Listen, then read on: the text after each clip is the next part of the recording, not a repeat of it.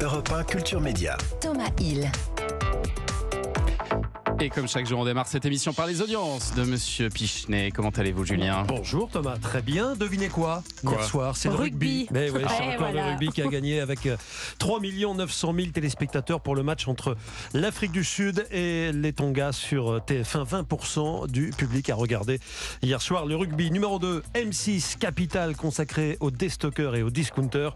2 500 000 téléspectateurs ont regardé M6, 14% du public. M6 qui est en tête d'ailleurs sur la cible phare, les femmes responsables des achats de moins de 50 ans devant le rugby.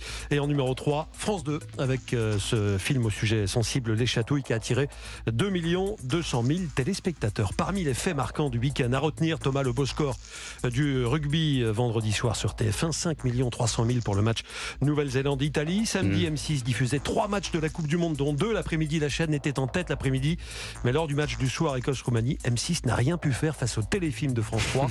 Les mystères de la marée, cette histoire de ballot de cocaïne qu'on a retrouvé à marée basse sur la côte atlantique, c'est inspiré de faits réels, d'ailleurs survenu en 2020.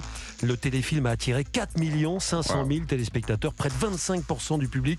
Et ce soir-là, TF1 avait été largement battu avec ses 30 ans d'émission culte qui, dans le même temps, faisait moins de 10% de part de marché. Merci Julien, rendez-vous à 9h30 pour le journal des médias.